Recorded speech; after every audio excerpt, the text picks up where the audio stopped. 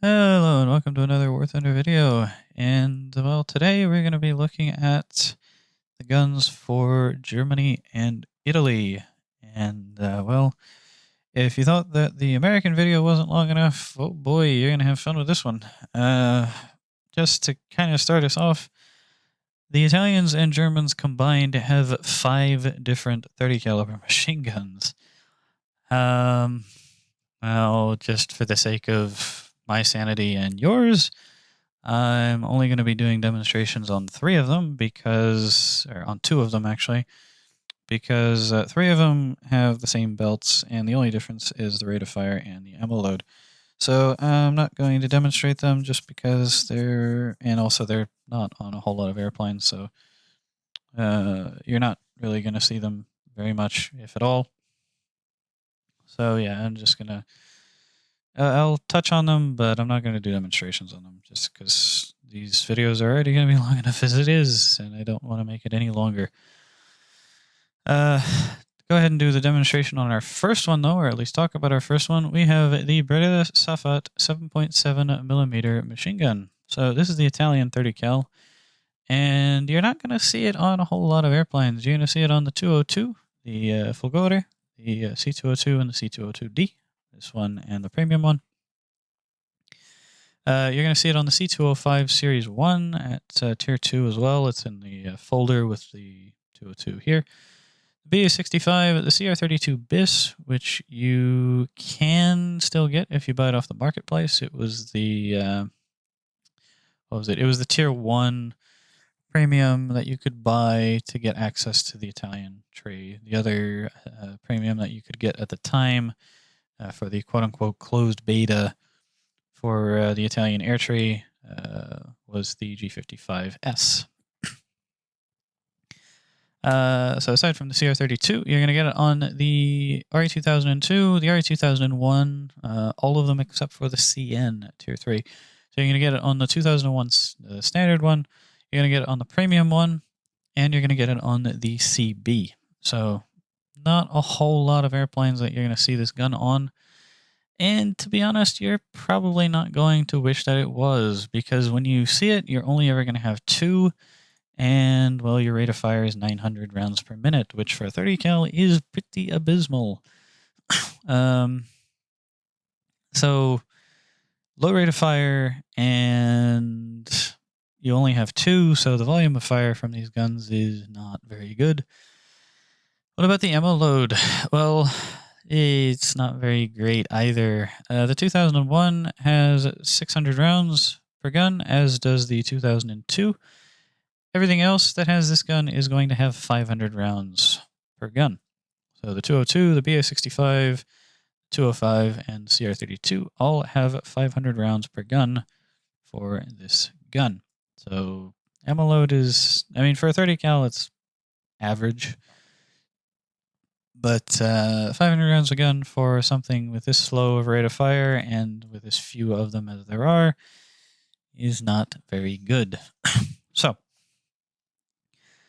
what about the belts? Do the belts make up for it? No, they do not. The default belt is a Tracer 2-ball API AP, which is just absolutely terrible. Uni is Tracer AP to API, which is a lot better. Tracers is just laughable. It's just all tracers. And then you have a stealth belt, which is 3 AP and 2 API. So what should you run? I mean, you can run Uni if you want. That's really the only other option aside from stealth, in my opinion. None of these belts are very good, and the reason why none of these belts are very good is just because none of these guns are very good. You have very slow rate of fire, not very many guns, and not a whole lot of ammo, so it really doesn't matter. These belts could all be API, or at least the stealth or the uni belt could all be API, and they still wouldn't really be all that great, just because the rate of fire is so low and there's so few of them that the damage on target is just going to be, it's not going to be good enough. So I just say run stealth, and that way they're plugging away at the background, and you can focus on your other guns, primarily the ones in the nose here, and then by the time you lose these guns, you've completely forgotten about them to begin with. So, yeah, that just makes your life easier there. As far as the ballistics are concerned, they are pretty bad. The tracer bullet, as you saw there, has a velocity of 730, as do all of the other rounds for this gun. So 730 meters per second for a 30 caliber machine gun is not very good. It's decent at close range, which is really where you want to be firing with this. However, 730 meters per second, low rate of fire, very low volume of fire. These guns are not very good. These guns are not very good at all. So, yeah, just load stealth in them and then completely forget that they exist. And let's go ahead and show you how bad they are in practice. So the Bereda 7.7 millimeters in the wild, how are they? Well, basically the same as what I said in the hangar section. They're pretty bad. The only good thing that I can think of to say about these guns are the belts, and that's just because they have API in them, which is pretty good for a 30 caliber machine gun.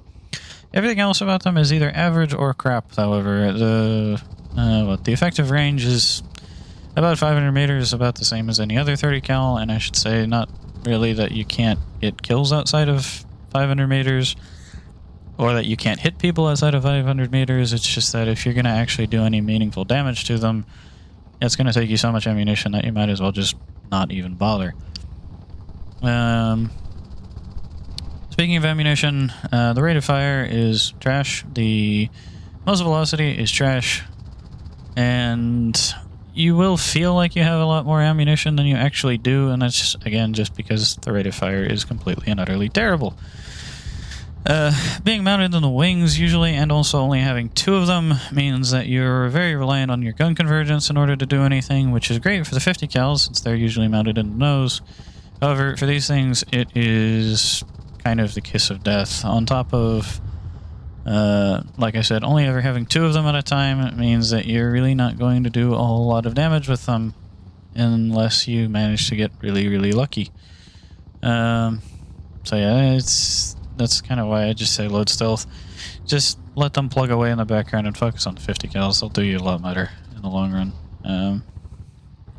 Of course, once you get rid of these guns, you're going to get 20 mils, so you have that to look forward to. So now that we got the Italian 30 cals out of the way, let's go ahead and look at the Italian 50 cal, the 12.7 millimeter Beretta Safat machine gun. And in comparison to the Americans from the last video, this one is going to be a pretty big disappointment. But before we get into why, let's go ahead and look at what planes it is mounted on. So for starters, we have it on the BA-65, the CR-32, the CR-44, the RO-44, the FC-20, the G-50, the C-200, the SM-79s, and that's all of the SM-79s except for the last one. So all of the tri-engine SM-79s have one of these guns.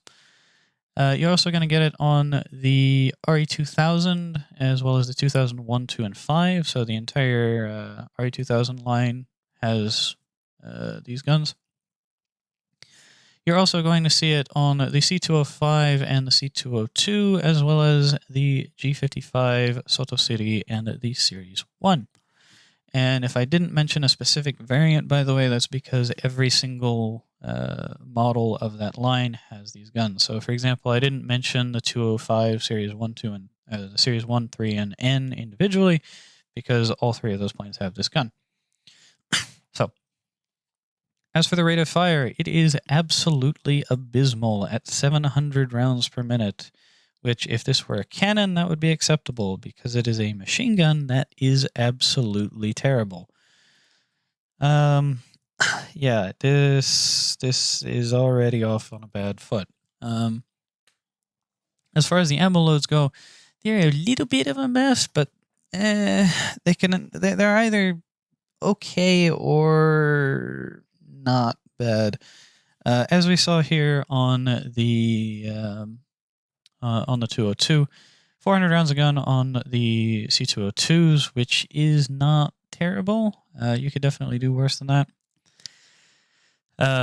The the RO57, the RA2000s, or at least the 2001, the FC20, the CR32, the SM79, the SM92, and whatnot. Those all have 350 rounds per gun. The RA2000 standard, so the standard RA2000s, that's the 2000 and the GA, have 300 rounds per gun, as do the G55 Soto Seri, the Series 1, and the C200. The RA2005 has 380, and the RO50 or the RO44 has 220.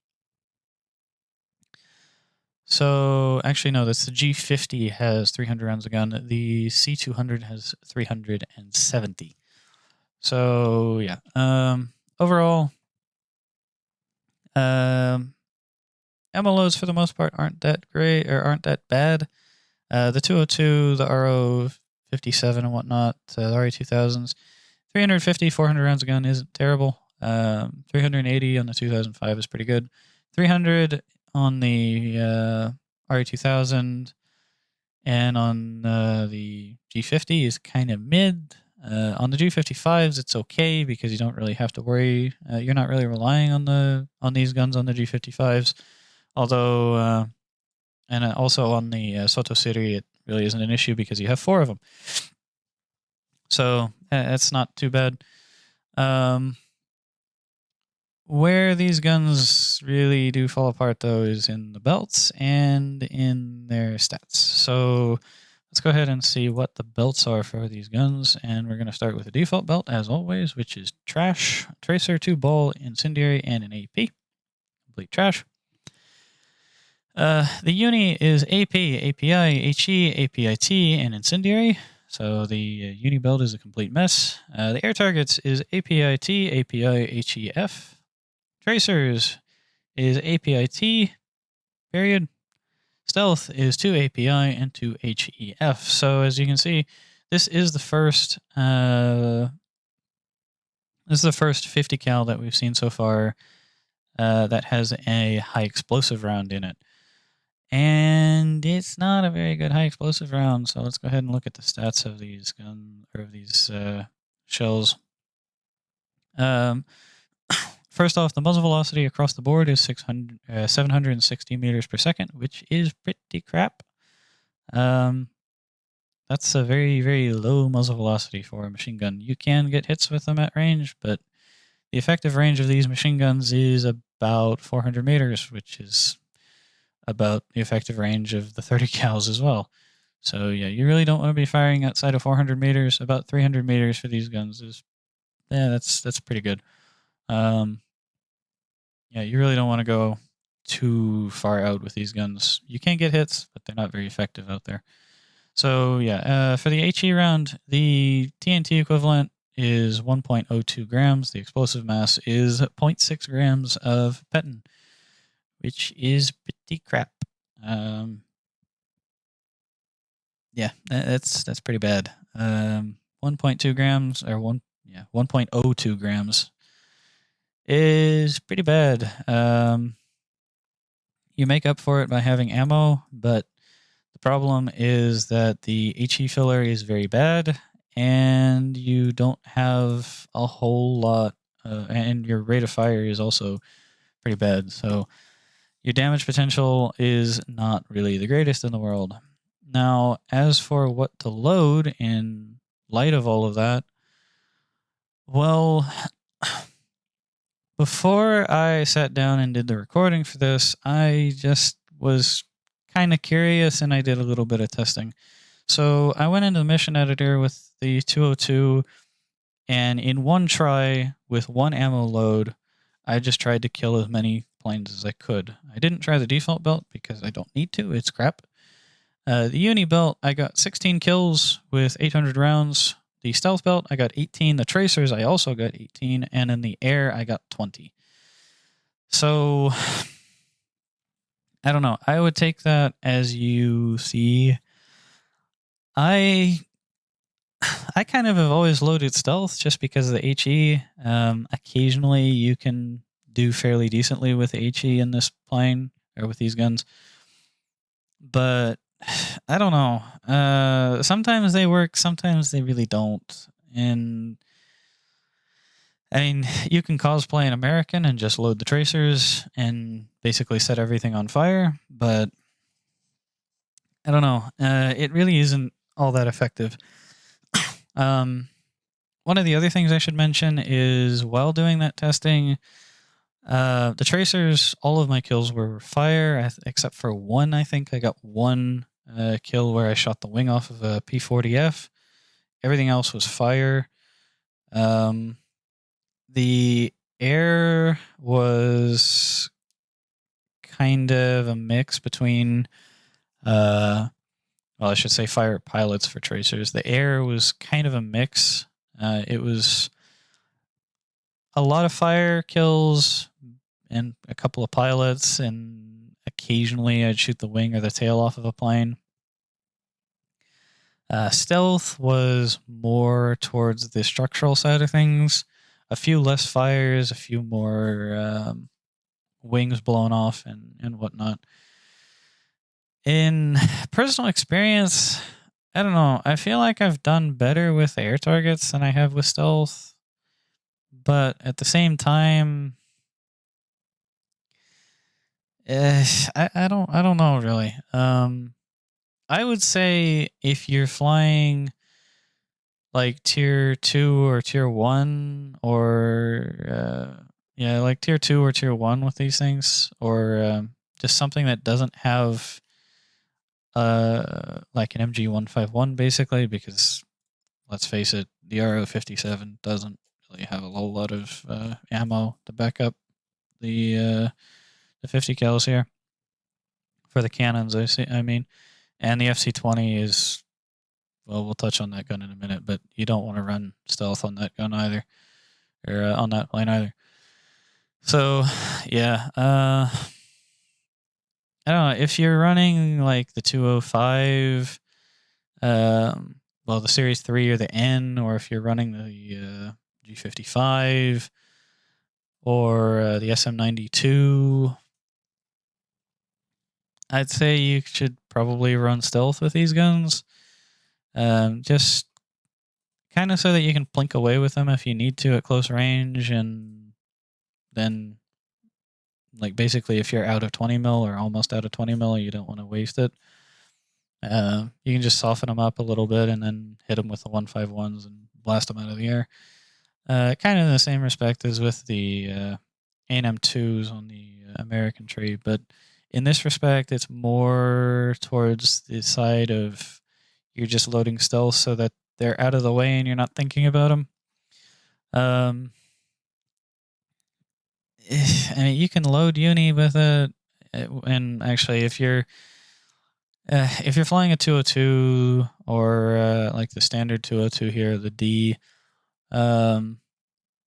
basically something that you're relying on the 50 cals to actually do the damage because you don't have anything else, or you know your 30 cals are crap, then I don't know. I would really say it just kind of depends on personal preference. I don't think uni is very good. It didn't feel very good, and it was pretty underwhelming. I don't really think loading tracers is a good idea either, just because it's just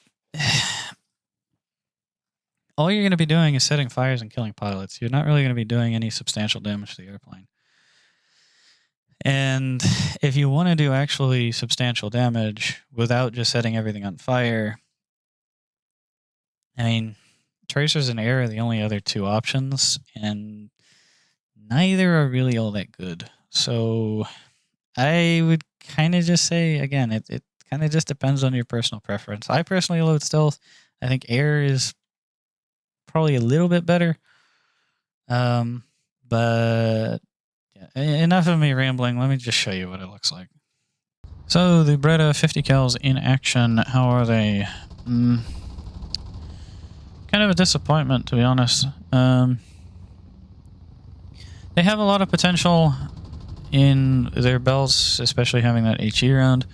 Unfortunately, they really don't live up to their potential because, well, as we kind of covered in the hangar section, the muzzle velocity is kind of crap, the rate of fire is kind of crap, and I mean, at the very least they have ammo, which is something that can't really be said for the Japanese, unfortunately, but I mean, at least in the 205s and the 202s you have 400 rounds, which is fairly decent. Unfortunately, it is kind of frustrating to kill people when you only have 1 gram of high explosive in your HE round, which, I mean, credit where credit is due, at least they even have an HE round, which is better than some nations. But only having 1 gram of HE along with this crappy of a rate of fire and this crap of a muzzle velocity and being nose mounted. And, well, I mentioned nose-mounted there. Generally, having nose-mounted guns, in my opinion, is better than having wing-mounted guns. However, in this case, it actually kind of will backfire on you to some degree, because most of the time, your rounds are going to hit the fuselage or the engine or the cockpit, so you're going to kill the pilot, you're going to set the engine on fire, you're going to set fuel tanks on fire. At least fuselage-mounted fuel tanks, which is great. However, if you want to just really get rid of somebody quickly by, for example, doing that, just shooting directly at the wing, you have to deliberately aim for the wing. And if you can't hit it, well, then all of your rounds are just going to go into the fuselage and you're going to be lucky to get a fire or kill the pilot. You can obviously get kills by just pointing your guns at the guy and opening fire, but for the most part, you're going to land on the fuselage because you have nose-mounted guns. Which at least makes them easier to aim, but it can be kind of frustrating to get kills with them.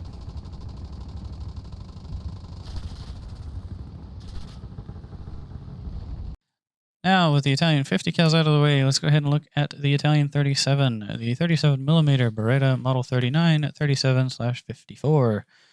Yeah, that's a big name for a pretty crap gun. So, the only plane that this gun is mounted on is this one, the FC-20 BIS, at tier 1, I think it is now. And you have 42 rounds with a rate of fire of 138 rounds per minute, which is the lowest of any 37mm gun in the game.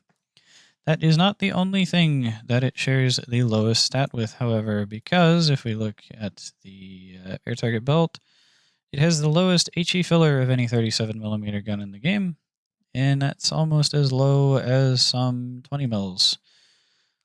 And yes, I know that one of those 20 mils is an exception to the rule. However, that still doesn't deny the fact that 30 grams of TNT is almost as low as the explosive filler of one of the guns that we're going to be looking at later in this video.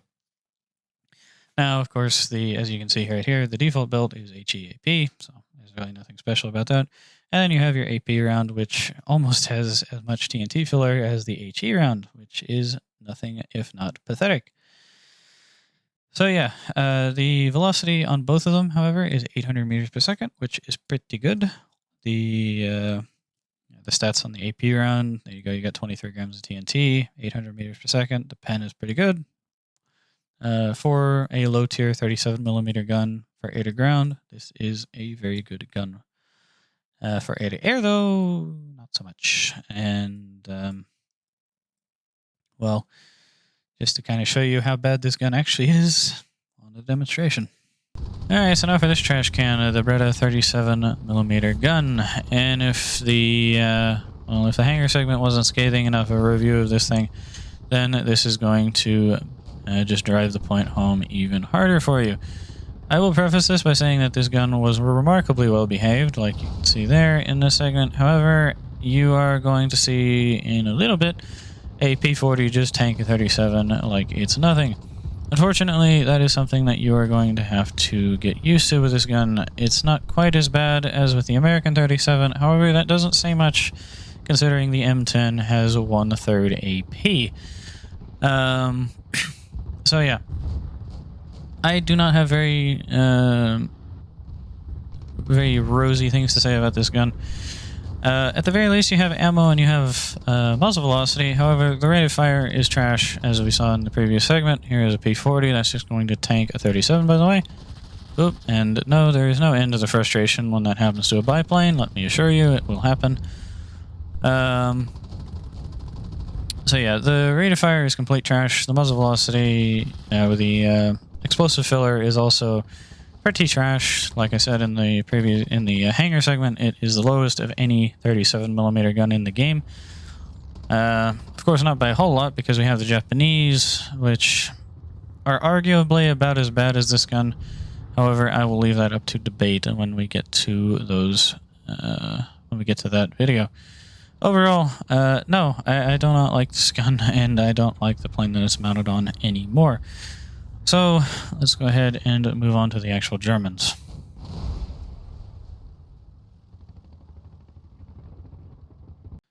Alright, so one more Italian gun before we start looking at the mess of 30 cals that all share German belts.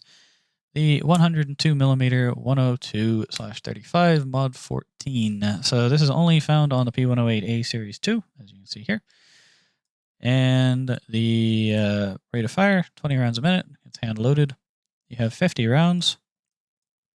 And your belts are predictable. Default belt is a PHE.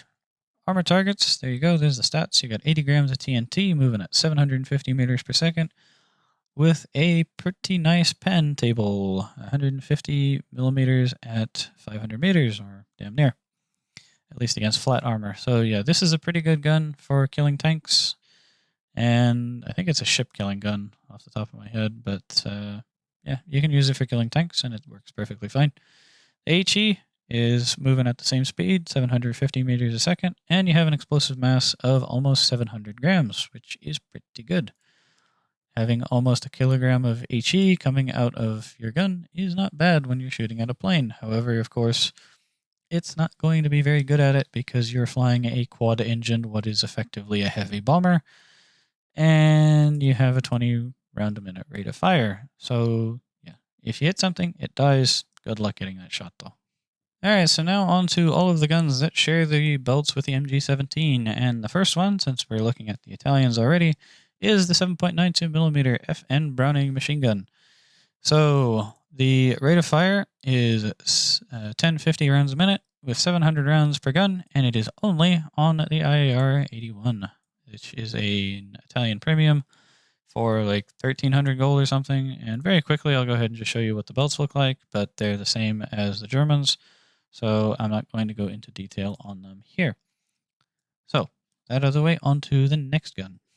All right, so here we go with a new gun that Gaijin decided they were going to add about 2 weeks after I recorded, compiled, edited all of the videos and whatnot and had them all ready to ship. Thank you very much, Gaijin. That totally did not screw up like any plans that I had, on top of deciding to change 2 guns in the game that they haven't changed for the better part of the last decade. So yeah, thank you very much. Anyway. Yeah, so this is the 7.92mm FN Browning M36 number 3. It is only available on the Fokker G1A, which, as you can see, is the new Tier 2 Dutch plane. It's pretty good, but I'm just going to throw this behind the IAR because it is, well, the rate of fire is exactly the same as the Swedish guns that we're going to, the Browning FN 36 number 3. Again, it's the same naming as the Swedish ones have. There you go. And the rate of fire is the same as well. It's 1600 rounds per minute, which is very good. The only difference between this and the Swedish version is that this one is chambered in 8mm Mauser, where the Swedish one is in British 7.7. So yeah, as a result, this being 8mm Mauser has the same belts as the 7.92, as the MG17. So that done and out of the way, let's go ahead and go on to the next German machine gun and the original recordings. Now, on to the next gun of the 4 that all share the same belts. the MG15. This is the first of the German ones, and this is only going to be found on 3 planes: the Do-17E, the Z2, and the Ju-88A1. On all 3 planes, it has a rate of fire of 1,000 rounds a minute, which is, that's okay. It's the same as the American 30 cal. And it has an ammo load of 375 rounds on all 3 airplanes. So, yeah, not a whole lot to go into. Again, I'm not going to do a demonstration. And the belts are the same as the MG17. So, on to the next one. So, now the MG81. And yeah, I know people are going to be upset with me for not doing a demonstration on this one, but it's only on 2 airplanes in the entire game. It's on the Ju-88A4 and on the Ju-87D5 in these pods here. And before people start getting a little upset at me again for not doing a demonstration, let me just go ahead and say that this is the better loadout that you should be using if you actually want to be funny with this plane. The only reason why people use the machine gun pods is because funny lasers. They're really not as effective as people think they are when you have 620 millimeters on a damn Stuka. So yeah, as for the ammo loads, on the Ju-88 you have 750 rounds, and on the Stuka you have 125 rounds per gun. And yes, it says 250 right there, but remember that each of these guns is 2 guns. Each of these sets is 2 different guns, just the same as on the turret. This is not the GSH-23 that we have on the or the GSH-30/2 that you get in Russian jets, like the Su-25 and the MiG-21 and MiG-23.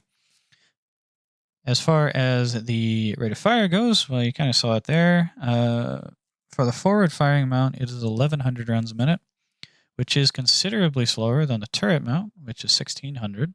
So there's a little bit of tidbit for you. However, on the Ju-88, it is 1,200 rounds a minute. So a little bit faster on the Ju-88, but overall not by much. So let's go ahead and move on to the one that we're actually going to be demonstrating, the MG17. All right, now the last of the German machine guns, we have the MG17. So this is the one that we're going to be doing a demonstration on. And, well, before we look at how many planes have this gun, I'm going to quickly just look at the rate of fire, which is 1,200 rounds a minute across the board. Now then, what planes have this gun? Oh boy. So you have the BF-109s from the A up to the G2. So the A, the B, the C, the E, the F, and the G2. You have the 190A1, A4, A5, and the A5U12, as well as the 190C, which the 190C is an old event premium, and you probably have never seen one. If you're fairly new to the game, it's a pretty bad plane. You also have the Ju-87B, the R, and the D3, the HS-129, the Ju-88C, the Do-217J and N, the HE-112V and B, the AR-196, Focke-Wulf 189, HE-51, HS-123, Do-17Z7, ME-410A1 and A1U2, BF-110, C and F, so the C6, the C7, and the F2, and the HE-100. So, yeah, there's a lot of planes that get this gun. Pretty much, well, most planes from tiers 1, 2, and 3 have this gun to some degree or another. I think the only one at tier 4 is the 190C. Maybe 1 or 2 others that I'm forgetting off the top of my head, but it's not very common at tier 4. So, yeah, what's the ammo loads for these things? Well, the ammo loads are kind of a mess. However, the Do-217J has 700 rounds per gun. That's the tier 1 Do-217J. The tier 1 Do-217. The 190s, the A and the C, both have 900 rounds in the nose, right there.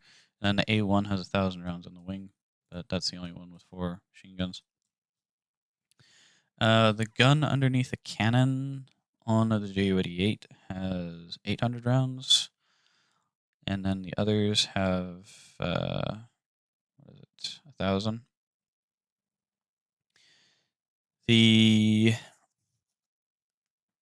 So generally for the ground attackers, aside from the ones that I just mentioned, you're going to have 1,000 rounds.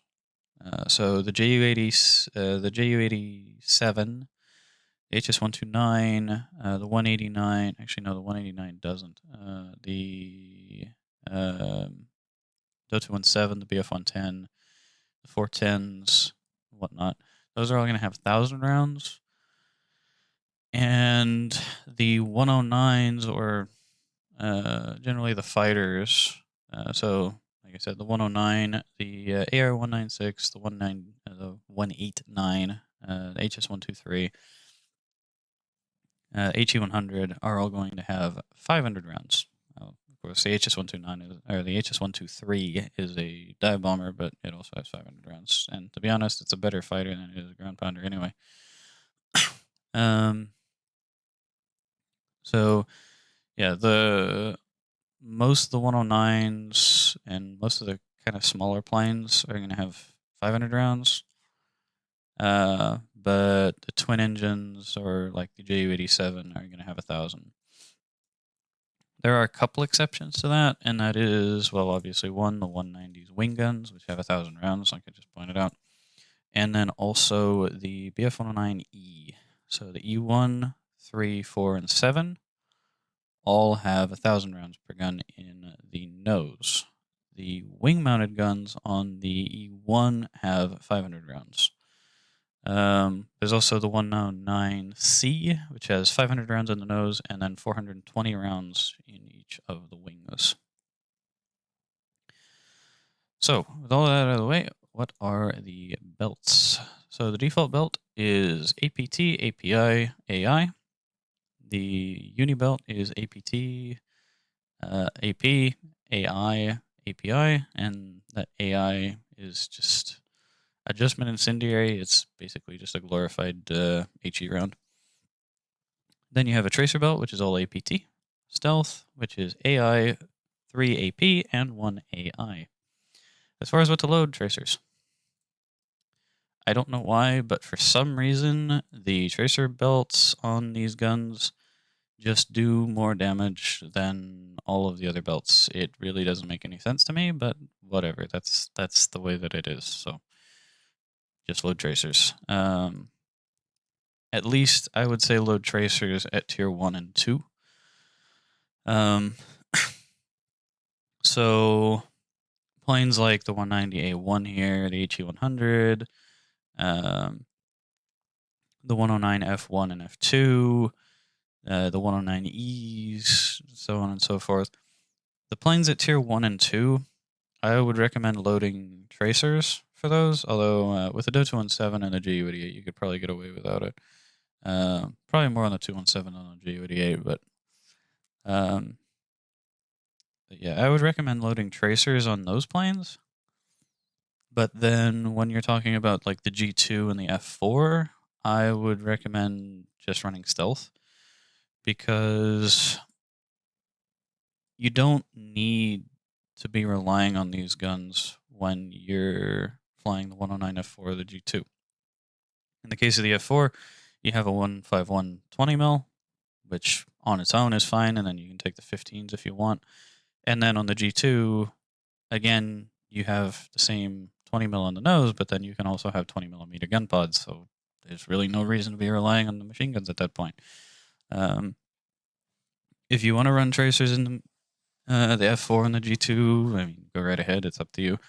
But I would just advise against it, because you really don't need to be using these machine guns at that point, and you really don't need to be relying on these machine guns at that point. So, yeah, whereas on like the 109E E1, where that's the only gun you have, or in the case of the 190 here, where you've got 4 of these, like the A1 anyway, you've got 4 of them, and then you've got the 2 cannons, which don't really have a whole lot of ammo. You're really relying on these guns to do a lot more damage than you're relying on the 20 mil, which the 20 mil will do damage for sure, but you're relying more on these things than you are on these. So, that in mind, what are the ballistics? Or, well, what's the muzzle velocity, really? APT is 905 meters per second, which is absolutely phenomenal. You really don't have to put a whole lot of lead into these guns. However, the effective range is still about 400 meters. And I'll go into a little bit more detail on that in the demonstration. But yeah, the lead for these guns is very, very, very low.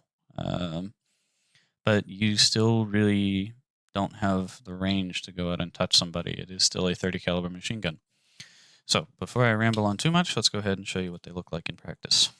All right, so the MG17 out in the wild. How good are these guns? Well, despite probably being painfully familiar with these guns by the time you get to Tier 4 with them, with Germany anyway, they are not bad guns. In fact, they are actually fairly good. The rate of fire is really, really nice. Ammo loads, for the most part, are fairly good as well, outside of Tier 1 anyway. And the damage from the tracer belts as well is fairly good. Don't know why, but hey, they are. The ballistics, or the muzzle velocity, is also fairly decent. Only having 2 guns is a little bit weedy. Of course, they are 30 caliber machine guns, and they do rely more on volume of fire than everything else. So only having 2, it can leave a little bit to be desired. Having 4, of course, like on the 109C or the 190A1, is definitely preferable. Hell, honestly, even the HE100 can feel kind of weedy with only 3. Having 4 really is ideal. Just like most 30 kills, really. So yeah, you can make these guns work on something like the E4, or the F1 or the F2, or the E3. However, once you're getting into that tier, to be honest, it's, well, at least outside of the E4 and the E3, something like the F1, the F2, the F4, or the G2, you really should be relying more on the cannon than you should be on these machine guns. Of course, the F1 does only have 60 rounds, so if you want to run tracers still in those, just to supplement the cannon a little bit, and whenever you run out of ammo, then be my guest. You could also run the tracers in the F2 if you so desire. I personally, however, do not. I personally run stealth in everything from the F1 all the way up through the G2. So, yeah. I do run tracers on the E1, 3, and 4, and also on the E7 in the German tech, or the Japanese tech tree. However, the F1, the F2, the F4, or at the very least the F4, I really don't see a reason to do so. So yeah, these guns kind of run out of usefulness once you get to the 109 F4. Before that, though, they are fairly good, if a little bit inconsistent, depending on the airplane.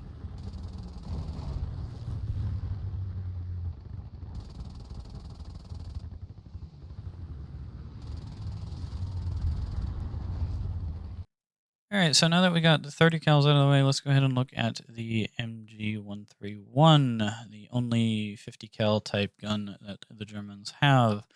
13mm in caliber, and the rate of fire is 900 rounds per minute, which is fairly good for this kind of a gun. In terms of the overall scope of the game, if you looked at all of the different kind of 12.7 up to 13.2mm machine guns in game, this is around about average. However, I think for the amount of guns that you get, as well as the ammo loads that you get, I think 900 rounds per minute is perfectly fine. As for the planes that get this gun, and by the way, you're only ever going to have 2 of these guns on any plane that you see them with. But yeah, the planes that get this gun, the BF-109, G6, 10, 14, and K. So all of the Tier 4 109s with the exception of the G2. The 190A and F8, as well as the D9, so a couple of 190s. The ME410 B1 and B1U2, so the 2 Tier 3 BF-110, or ME410s. And then outside of the German tech trait, you're also going to find it on the Sakin. Of course, not mentioning the litany of German copy-paste BF-109s and 190s and whatnot all over the various tech trees. As far as the ammo loads go, well, you just saw the one for the 190s. They are all going to have 400 rounds per gun, which is fairly good. The 109, all of the variants of the 109s are going to have 300 rounds per gun, including the Sakin, which is just a 109 with a crap engine. And then the ME410s are both going to have 600 rounds. So, given the roles that these particular planes play, I think that's perfectly fine. 109, 300 rounds, you can kind of get in and knife fight a little bit. 190, long bursts, hit and run. The 410, of course, again, kind of the same thing, shooting at bombers. I think it's perfectly fine. So yeah, overall, I think the ammo loads, given the rate of fire and given the various roles that the different planes perform, I think, again, perfectly fine.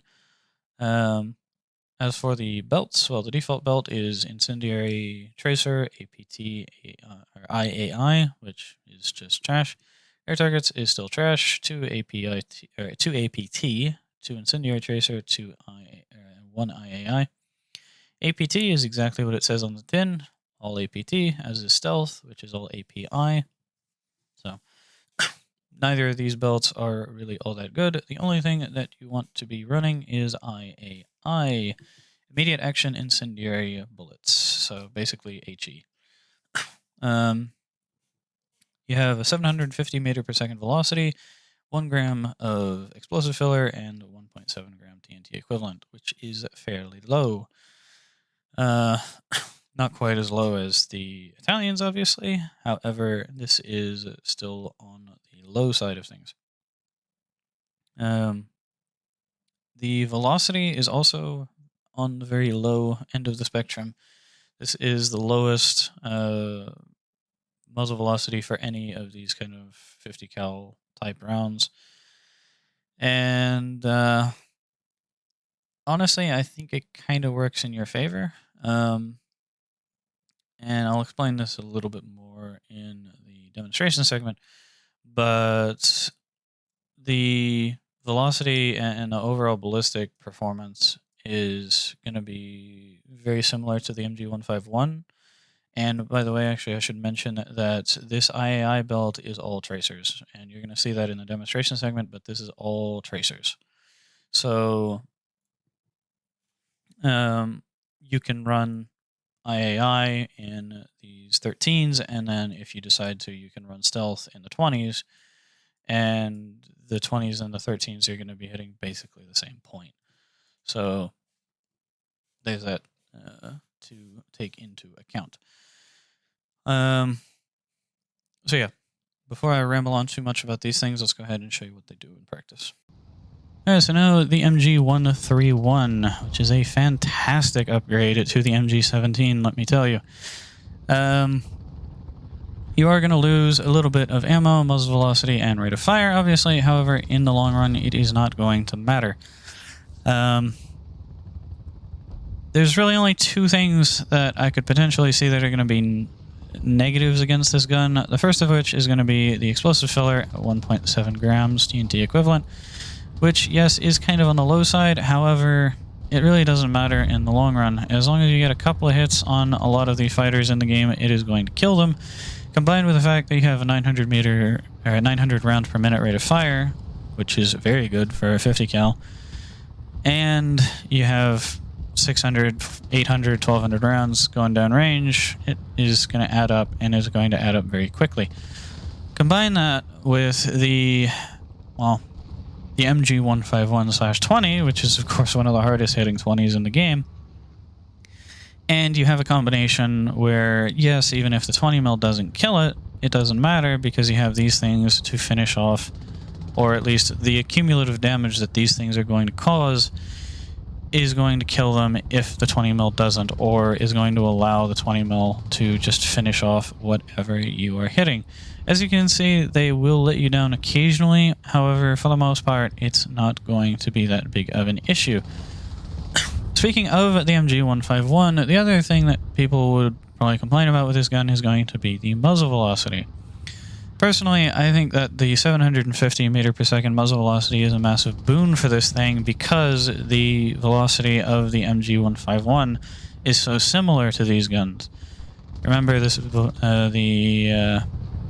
MG151 is about 785, where this thing is 750. So basically, wherever this gun is going to be hitting, the 20 mil is also going to be hitting.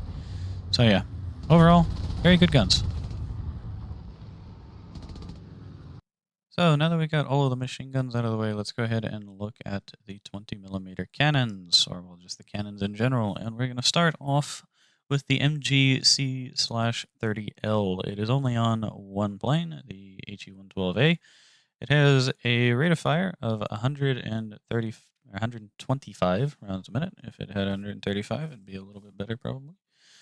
And it has a 100-round magazine. So pretty slow rate of fire, but a decent amount of ammunition. As far as the belts go, your default belt is APIT and 3HE. Your AP, well, you have an APIT belt. There you go. You have an HE belt, and then your uni is half HE, half AP. As far as what you want to load, it should be fairly obvious. If you want to go after planes, you load HE. If you want to go after ground targets, which you could actually do decently well with this for the BR that it's at, and given the maneuverability and the overall control authority that the thing has, it doesn't roll very well. However, the elevator is very, very responsive at pretty much all speeds. It really doesn't compress all that badly. And there are the stats for the 20mm round, or the AP round. 800 meters per second, which is pretty good. Do keep in mind though that it is only an API round. There is no HE filler behind it, so you're not going to be able to just one-shot everybody in there. But you can set fires, which if you're going up against AI ground targets is actually pretty decent. If you're going up against players is kind of worthless, but hey, you could still snipe a few people with this. As far as the HE round goes, you have a muzzle velocity of 900 meters per second, which is absolutely phenomenal. The TNT, or the explosive mass, is 6 grams. TNT equivalent is 10.2, which isn't the greatest in the world, but you can still do work with this gun. Pretty much any reserve, if you hit the wing, it's going to die in one shot. If you hit a lot of the other planes around about this tier, you're not going to necessarily one-shot them, but you are, I guess against the 112, you can if you hit the right place. If you hit the spar, probably not. Yeah, if you hit the wing spar of a plane, you're probably not going to one-shot it. But you can one-shot planes with this gun.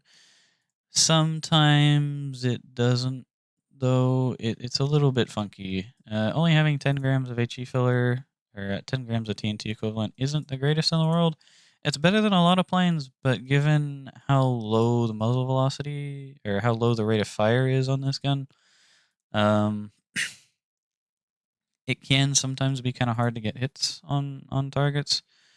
So sometimes you'll get a hit and it just won't do anything, and then it'll be kind of hard to make a follow-up shot.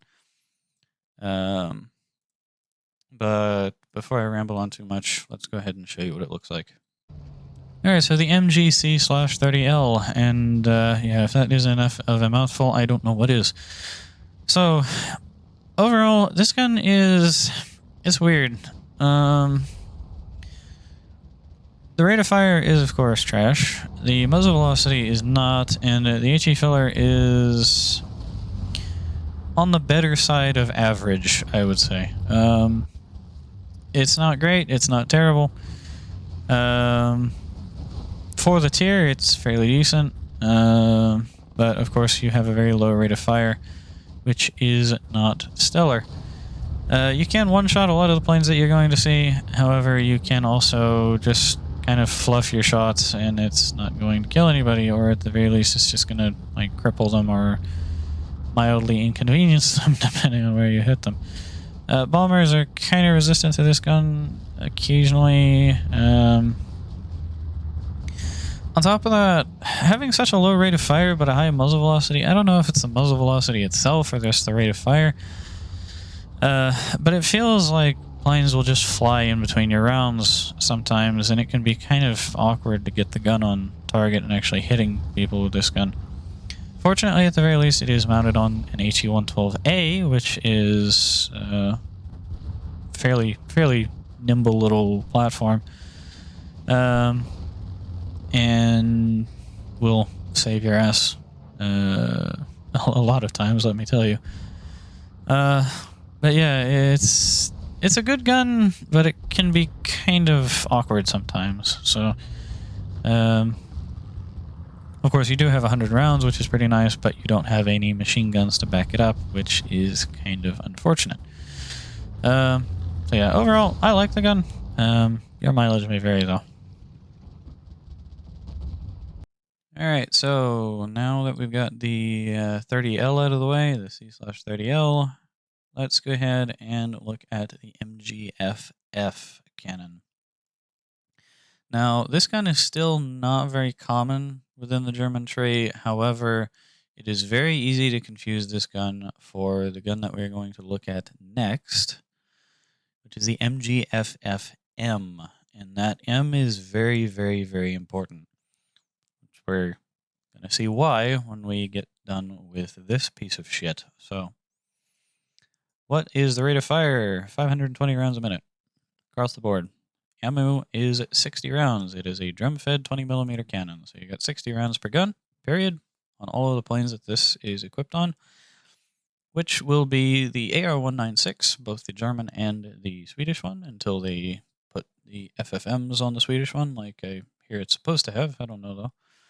The HE-112B, the BF-109E3, and the A7HE1, which is a Japanese HE-112B. It's basically just a copy-paste of this thing, but it's in the Japanese tree.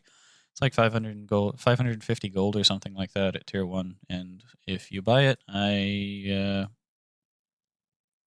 well, you probably should have just burnt that money in a bonfire, because that's basically what you did.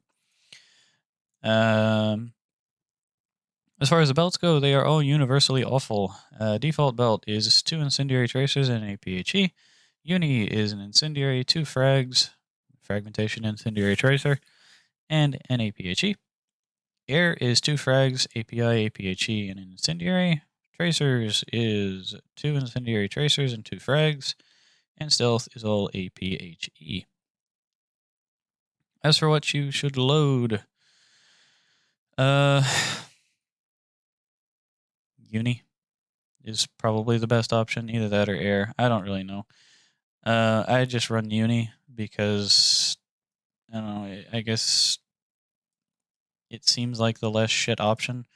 All of the belts are shit, and the reason why the belts are shit is because of the specs of the shells themselves. If you saw from the APHE round, it has a TNT equivalent of 7.8, which is better than some 20mm cannons HE rounds. However, if you look at the incendiary tracer, there is no no HE filler. And if you look at the fragmentation, there is also technically no HE filler. Which means that basically this gun does absolutely nothing. And as you can see right there, yeah, it basically does nothing.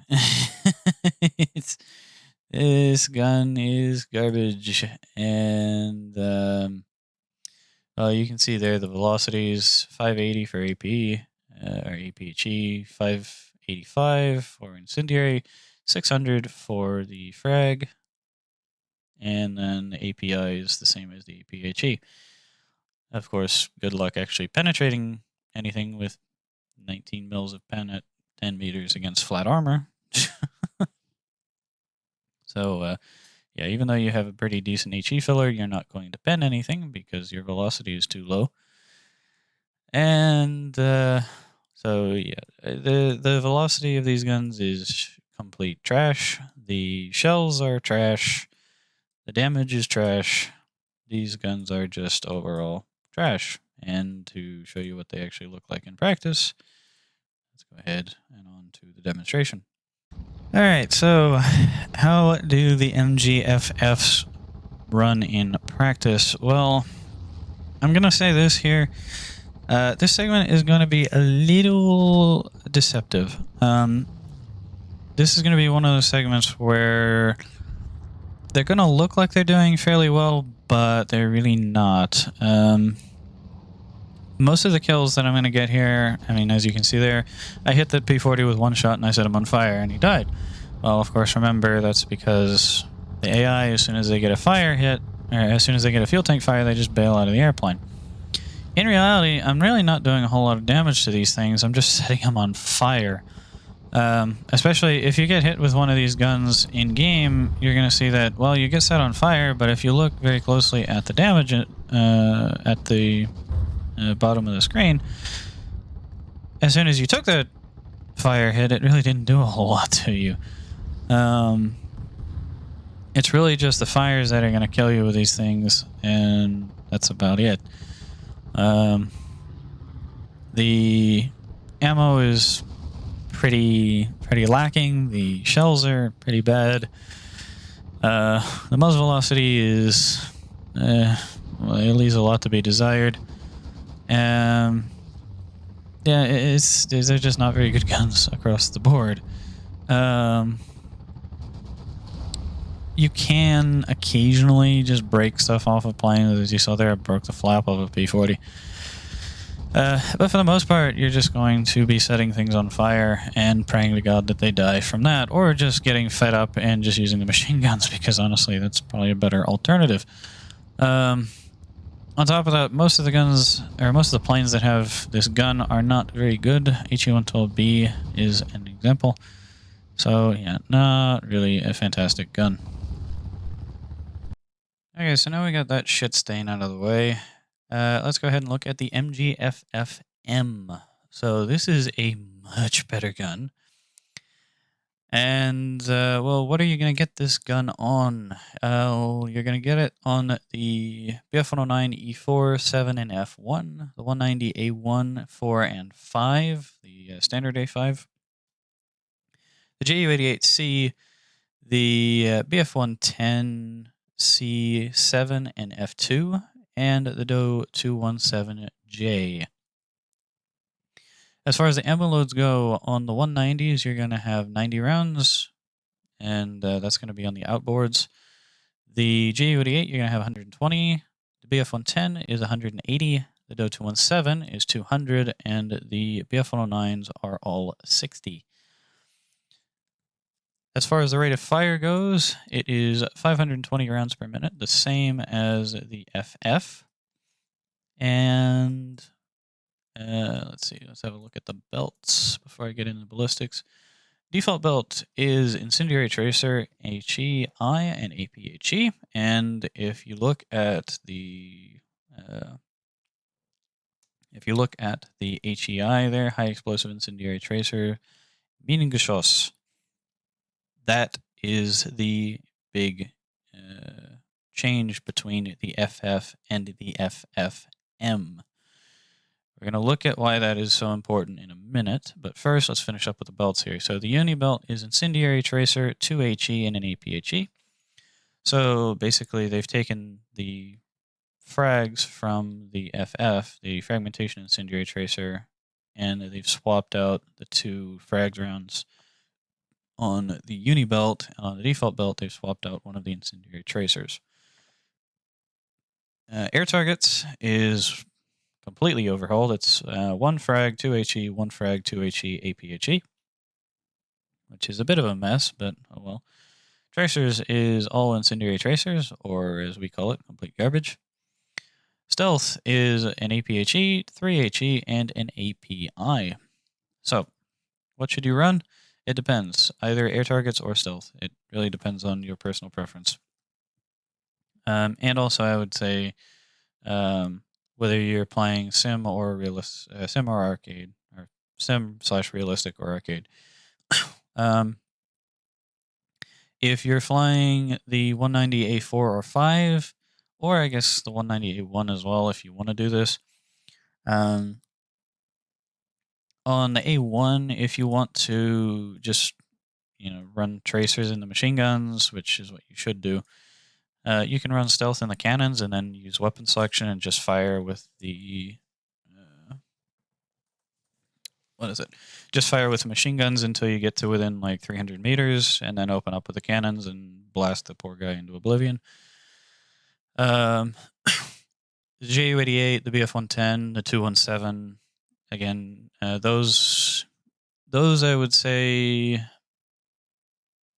Well, those I could say you could do either. You could run air targets, or you could run trace, or you could run stealth. It kind of just depends on your personal preference, and how competent you are, or how confident you are in your gunnery.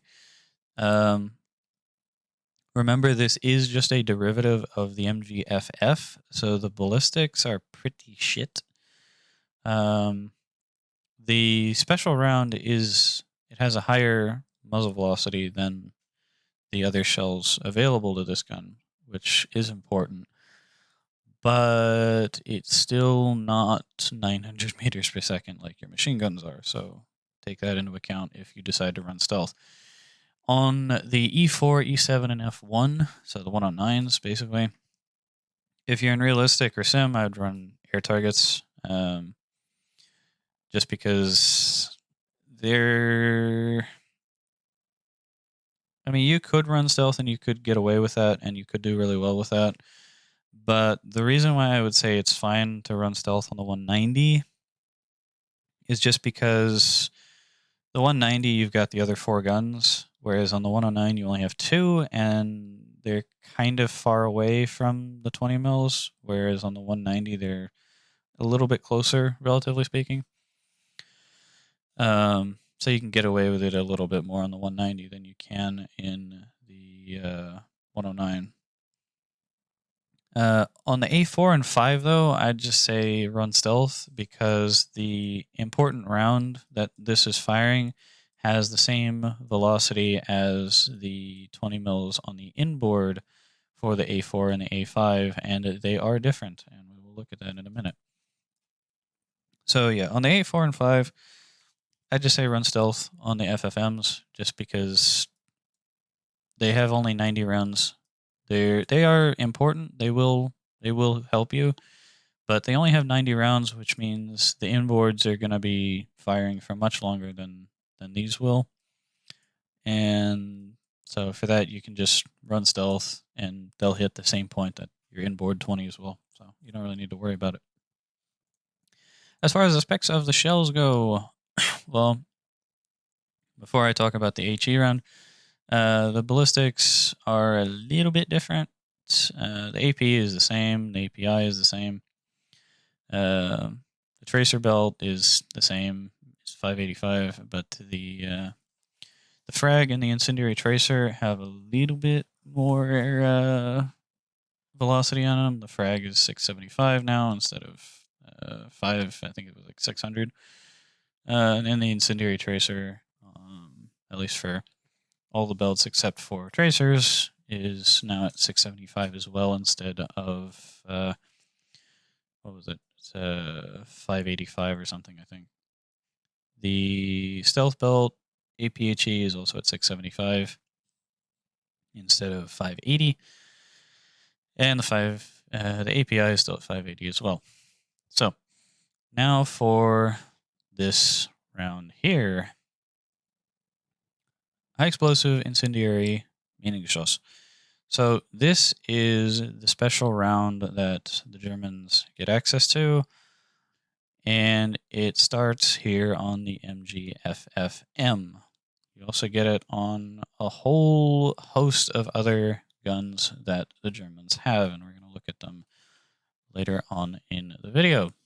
One more famous or infamous, depending on how you want to look at it, in a bit. So, for starters, we have a muzzle velocity of 785 meters per second.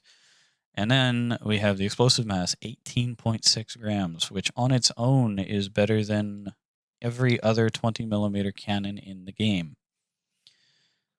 Well, not quite every one of them, but it's close, I'm pretty sure. And then we have the TNT equivalent, which is 29.76 grams. It's damn near 30 grams of TNT equivalent, which is just absolutely insane for a 20 millimeter cannon. And this is why, if you run against the Germans, you are going to die. If you get hit with a German gun, if you aren't dead, you are just in an absolutely god-awful shape. And of course, I hit the goddamn wing spar, but this one shell makes German guns as potent as they are. This is why, even though the 109F4 only has one gun, it doesn't need that. It doesn't need more than one gun, because if it hits you with it, you die. Like, this one shell turns this piece of crap into an absolute powerhouse. And, well, as you probably saw there with the rest of the ballistics, the one important round here, 785 meters a second, is much higher than all of the other rounds that you have in your belt by about 100 meters per second or more. So, yeah, the ballistics are going to be a little bit weird. These are not very easy guns to shoot with. However, if you can master them and if you can get the hits with them, they will reward you in spades, because these guns, if you hit something with them, it dies. And before I ramble on too much, let's go ahead and show you what I mean. Alright, so similar to the previous segment, this is going to be a one of the segments where you're going to have to take it with a grain of salt. However, not because this is a bad gun, but rather the opposite. It's actually, well, the fire starting capabilities anyway are actually too good for the demonstrations. So yeah, you get a lot of fires with this gun, as you're going to see here. And so that is going to kind of obscure the effectiveness a little bit, because I'm just going to be hitting people and they die immediately, kind of like the previous segment. However, these guns are doing a lot more damage. As you kind of saw that second kill, I got the wing just fell, or the tail actually fell clean off of that P40 without really any problem. And I am breaking things off more frequently than I was with the MGFF. So yeah, the effectiveness of these guns, it looks like I'm just getting a whole lot of fires. However, that's just because I'm hitting the fuel, kind of like with the MGFF, and I'm just setting them on fire in 1 or 2 rounds. But the damage that I'm actually doing with this is much, much higher. Unfortunately, there's no way to see it. Please give us a hit cam, Gaijin. Thank you. So yeah, this is a little bit misleading of a demonstration. However, this was honestly the best that I could get, considering just the AI bails out when they get a fuel tank fire. So yeah, this is a very good gun, very decent plane as well. So enjoy.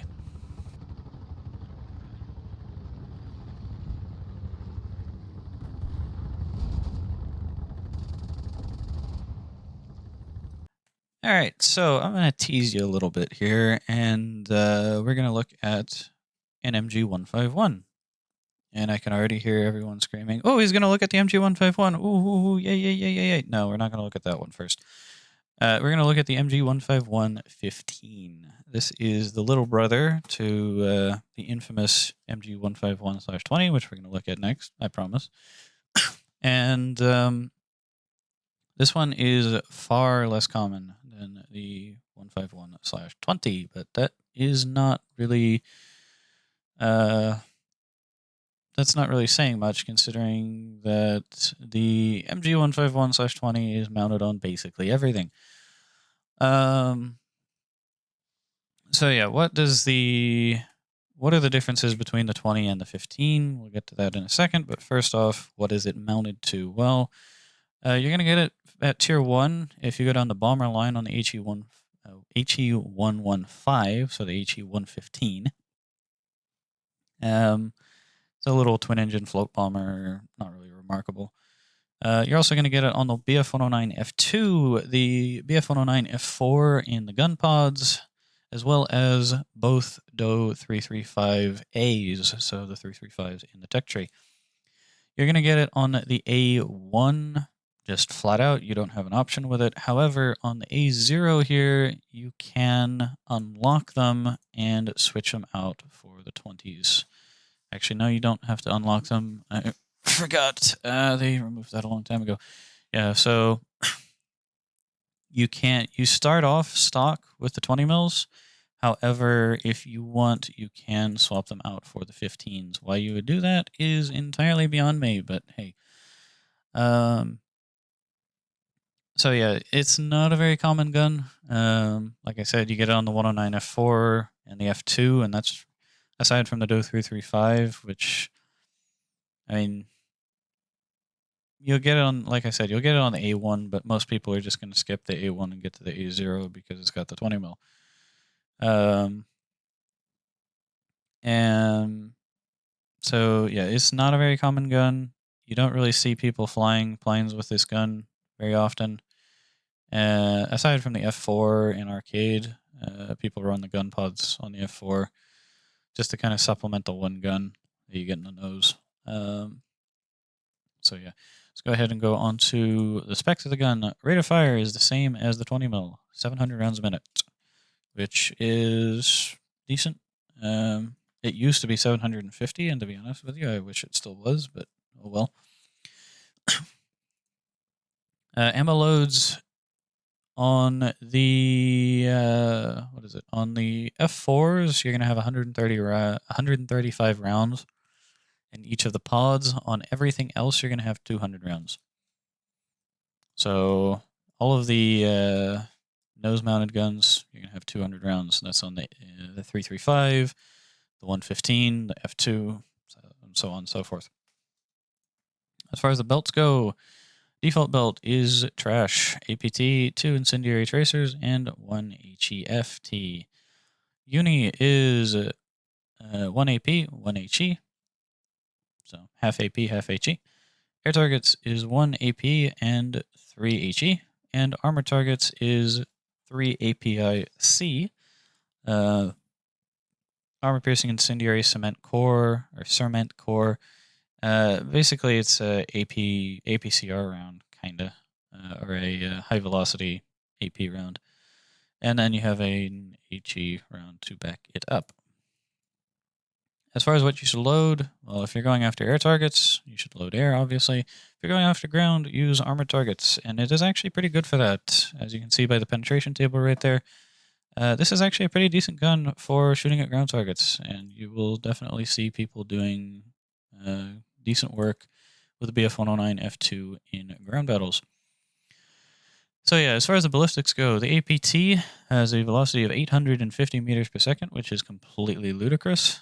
And then you have 960 meters per second for your HE round, which is, again, absolutely ludicrous. This is a very, very, very, very fast gun, which is quite the contrast from the 20 mil version, and definitely takes a lot of getting used to. There are not many of these kind of guns in the game that have this high of a rate of fire with this high of a muzzle velocity, especially in prop tiers. There are very, very few guns that have this kind of rate of fire combined with their muzzle velocity. And by the way, I should go ahead and mention that right now that anything 15 millimeters in caliber or higher is classified as a cannon. So if you didn't know that, anything 15 millimeters in caliber or higher is classified as a cannon.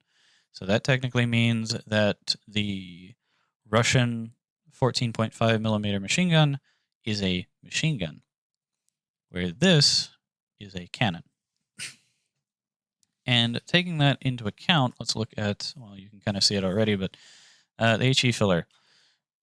Basically 2 grams of explosive mass, 3.23 grams TNT equivalent, which is pretty bad. Basically, they just crammed as much velocity into this as they possibly could, and it shows because the HE filler is pretty laughable. It's better than the FF, but not by much. This is worse than, well, this is about on par with a lot of 13 millimeter machine guns that you get in the game, and even 12.7 millimeter machine guns that you get. So this is kind of, this is pretty bad, especially for a main weapon. The F2, it kind of suffers with this. If it had a little bit more HE filler, it'd be pretty good. But with only 3 grams of TNT equivalent, it's pretty laughable. As far as the APIC round goes, by the way, yeah, 1030 meters per second, which is just absolutely ridiculous for a gun of this caliber. So yeah, it's a decent gun for ground attack. For air, though, it's, you can do work with it, but it's not really the greatest. You really want to have the 20 mils. But before I ramble on too much, let's go ahead and show you what it looks like in practice. Alright, so the MG151/15.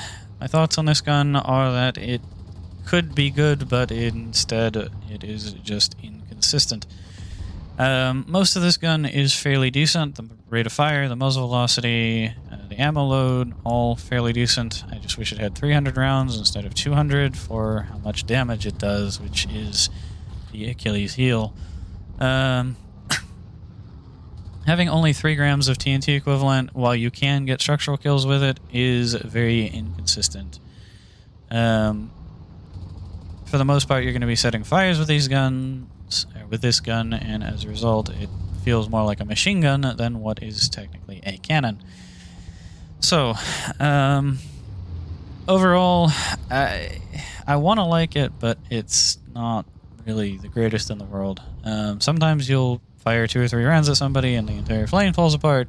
Sometimes you fire half your mag at them and all you do is blow out the landing gear. As far as the effectiveness goes on planes like the F4 and the 335, because of course the F2 here, this is all you got, so better or worse. On the F4, the gun pods do shotgun pretty badly, and they also, of course, do have a much higher velocity than the 20 mil. I think you can get some decent use out of them in arcade. In realistic or sim, though, you can run them if you want to supplement the 20 mil, but I don't think that, I don't think it's really worth the trade-off. The 335, I see no reason to run these guns whatsoever. You're basically dumping your entire damage potential from your secondary guns into having the same muzzle velocity, or relatively, to the 30 mil. Yeah, overall, meh. Alright, so I've teased you enough. Let's go ahead and look at the most famous or infamous gun, depending on how you look at it, within the German tech tree, the MG151/20. So, let's go ahead and quickly go over the rate of fire. 700 rounds a minute, exactly the same as the 15 that we just looked at, like I said in that segment. As far as what this gun is mounted to, oh boy. Well, I just put in my notes everything, and I'm not entirely wrong. Just to Just to go over some of the more notable ones. So we have the BF-109 F4, the G2, the G6, the G14, the G10, basically all of the G models, the K4, the 190A4, the 5, the C, the D, the 152s, all of the Mi-410s, the Do-217N, the 190 F8. Actually, I forgot about that one. The A8. Let's see. The what is it? JU388, the TA154, the BV155, the HS129, the B2 HS129 anyway, not the B3. The Do-217E. So the first bomber 217s, it has they have a 151 firing out the nose. The HE219. Yeah, I think you get the idea at this point. Basically everything. Also the 335, the A0 and the B2, as you can see here. The JU87D5.